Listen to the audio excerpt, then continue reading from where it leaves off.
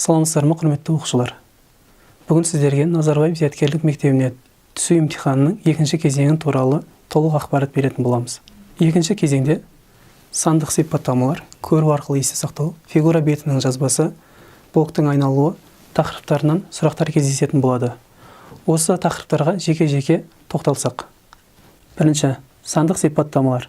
Сандық сипаттамаларда А және Б қатарларының мәндерін өзара салыстыру арқылы шығарамыз.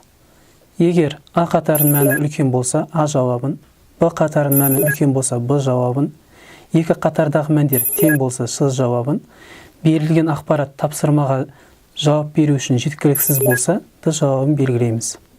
Онда келесі мысалды қарастырайық. Мысалы, санның 10% табыңыз. А қатарында 600, Б қатарында 700 саны берілген. 600 санының 10% 60-ға тең, 700 санының 10% 70-ке тең. Енді А және Б қатарындағы сандарды салыстырсақ, бізде 70 дегеніміз үлкен. Онда жауабы Б. Екінші мысал. Пропорцияның белгісіз мүшесін табыңыз. А қатарындағы теңдеуді шығаратын болсақ, онда X-іміз 10-ға тең болады. Б қатарындағы теңдеуді шығаратын болсақ, X-іміз 10-ға тең. Екі қатардағы X-тің мәндері тең болғандықтан жауабы С. Көру арқылы есте сақтау. Бұл тесттің бөлімі сіздің әртүрлі формаларды есте сақтауыңызды және жаттау қабілетіңізді арттыруға арналған. Берілген жинақ ішінде бір форма беріледі. Әрбір форманы түрлі түспен боялған бөлігін есіңізде сақтап, берілген 5 нұсқаның ішінде дәл сондай форманы табуыңыз керек. Фигура бетінің жазбасы. Тесттің бұл бөлімі сіздің фигура бетінің жазбасының ойыңызда бүгіп, үш өлшемді қорап жасау қабілеттіңізді өлшейді. Берілген бағыттың белгісі фигура жазбасында және жиналған қорапта бірдей жерде көрсетіп, бір-біріне сәйкес келуі керек.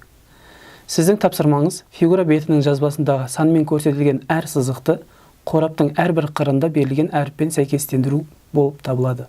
Мысалы, осы фигура жазбасын бағыт бойынша жинасақ, бірінші сызық А қырымен, екінші сызық С қырымен, үшінші сызық H қырымен, төртінші сызық F қырымен және бесінші сызық Ж қырымен сәйкес келеді. Блоктың айналуы. Тесттің бұл бөлімі сіздің ойыңызда блоктарды кеңістікте айналдыру қабілетіңізді өлшейді. Төменде 6 сурет көрсетілген.